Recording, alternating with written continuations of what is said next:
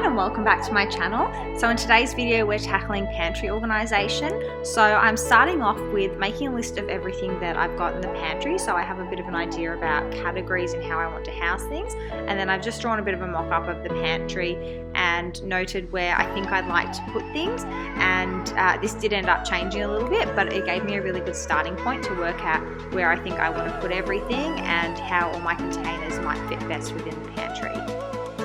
So the first step in any organisation project is to take everything out of the space. So I'm just taking all the containers, all the items out of the pantry so that I've got a clean slate to work with. I can go in and clean up the pantry, I can sort through all the foods and work out what's expired, so what needs to go in the bin, what I've got, and how I might want to start organising it.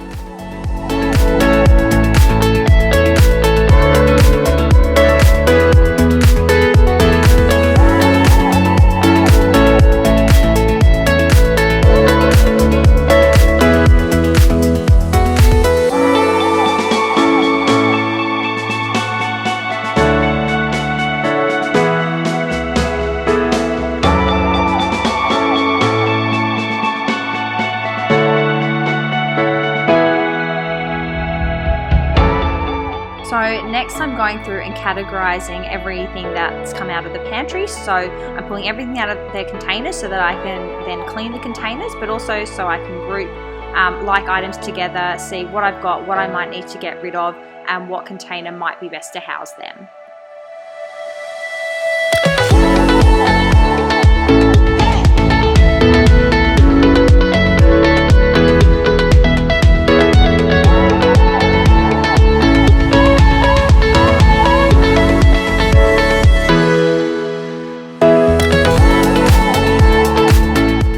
So I've started trying to group things together. So we've got spreads, cans, all the sauces which I need to categorise a bit more, nuts and seeds, all of which are just tied up in little packets, all the pastas, this is grains and legumes, all the biscuits, all the chips and lollies, some meal prep stuff which I had to throw a lot of that out, dried fruit which is for snacks, so it's basically like a snacking pile,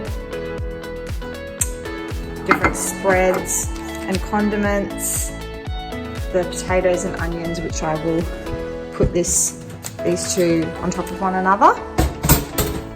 These are all the containers that I've cleaned out, so it's best to start off with empty containers, categorize everything, pull everything out of the containers, clean them, and put it in your pantry to see how it's going to look. And then here we've got a lot of our baking stuff and other grains, more baking stuff here. And then down there we've got backstock, and that is a full rubbish bag of things that I've thrown out. Now I do have a heap more of these containers which are OXO pop containers. So I bought a few more in this large size here. So like this one here.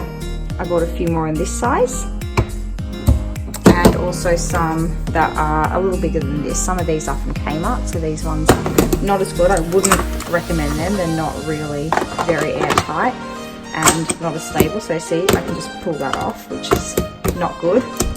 Whereas with the OXO ones, they're on there tight. You can't pull them off. Whereas this one is super easy. So I wouldn't recommend those ones personally.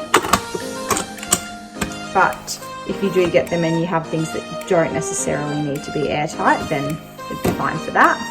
But I'm going to rehome a lot of these, and I've brought some labels that I can redo and put on the new containers.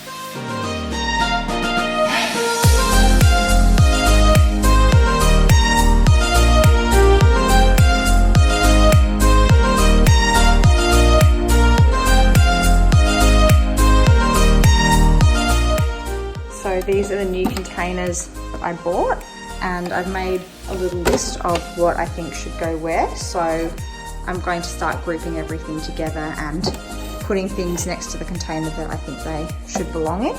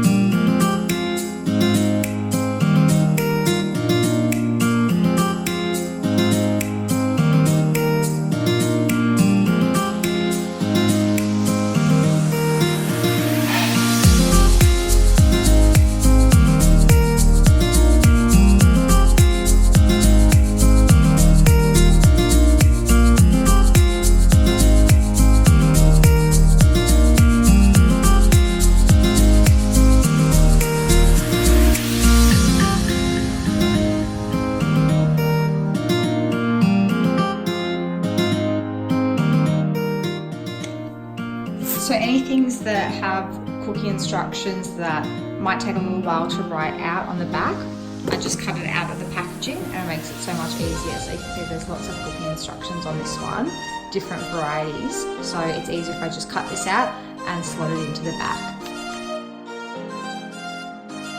Things that I've just handwritten or I haven't put a label on because I'm not 100% sure if I'm going to keep these things in these containers.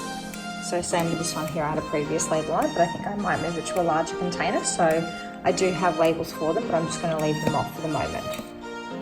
So generally all the labels on them, some handwritten like this one here.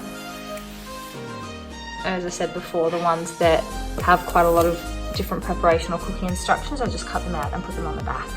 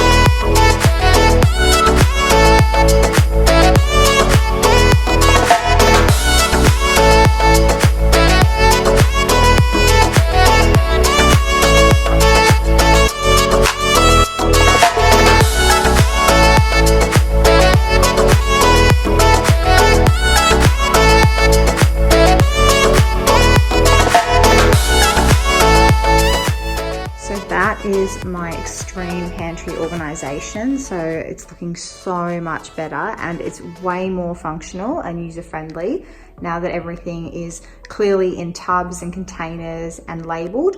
I have actually ordered a few more labels, which I am just waiting on now. So I'll be able to label all the other things like these that haven't been labeled, the ones down the bottom, and be able to update all that so it's really nice and clear. I've also ordered labels to redo where I've handwritten just to make it look a bit neater and a bit more cohesive. Let me take you for a little walkthrough and show you some of the organisation hacks for how I've made it work with a deep pantry. Originally, I wasn't going to have the shelf be this high just because of the limited amount of space. I wanted to utilise the depth as much as I could, but I wanted to be able to stack one on top of the other here because it just wouldn't have worked otherwise if I didn't have the option to stack one on top of the other. So as you can see, I've got two layers happening. So lots of stuff behind.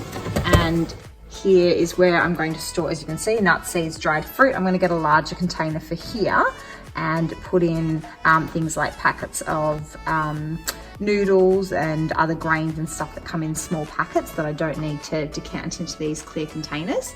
So given that I wanted these to be able to stack, that worked out well to be able to put this one in vertically as opposed to horizontally, which is what I previously had. So I currently have two in there, but I do have another one of these containers, so I can actually push that back and make three, have another one here. So I've done the same thing on this shelf here, and what I've done is just make sure for functionality that I have put the items that I use the most at the front. So I do a lot of baking, so I've got flours and sugars, cocoa powder, etc. at the front, and things like self-raising flour and oats and other things at the back. So it's really easy, and I specifically went for these containers because of the depth of them. So they're nice and tall and narrow, but they've got some good depth to them. So that really helps to utilize that deep space for the pantry. And then this shelf, these bins are the best thing. So as much as I would have loved to have had these really nice bottles on some sort of tiered shelf or a turntable, it's just not functional, unfortunately. So what I might actually do is just rearrange these so that all these bottles are sitting at the front, so it's a bit more visually pleasing, and put these things in their original packaging to the back. But again, I've done it for functionality because it's ordered by way of what we use most to least at the back. So again, these containers are really good. I do wish that they had some sort of wheel on them. They don't, but they do pull out quite easily, which is great. And it makes it really easy just to pull it out with one hand, grab with the other hand, whatever it is that you need. So it really utilizes that space. As you can see, it goes very far to the back. And then same for this shelf. I'm going to get another one of these containers, and I haven't worked out what exactly I'll put in it, but great storage space. So what I've done is taken 2 of these tiered shelves and just pushed them together to give me this extra shelf layer, and the cans fit perfectly under here. So this is a bin from Kmart that does actually have wheels on it, and this makes it really easy to pull out. I can easily see what I've got, push it back in, and it also helps to contain everything in such a way that I can't overstock on things. So I can very clearly see what I've got and what needs to be used before I go out and buy more. So I do have a bit of space here, which is great. I didn't have space when I had the pantry, before I organised the pantry. Here we've got just biscuits and crackers and stuff. I am going to change this over to a white bin so it matches better. I do have one of those, and I'll change that over. And then down here, looking a bit messy, but it is down the bottom. So this is all back stock. So just extras of things, sauces that wouldn't fit into the smaller containers, or just back stock of things like, you know, minced garlic and tomato paste and that type of thing. And then the potatoes and onions here, which again is really great. These were from Kmart, but they don't actually have them in stock anymore.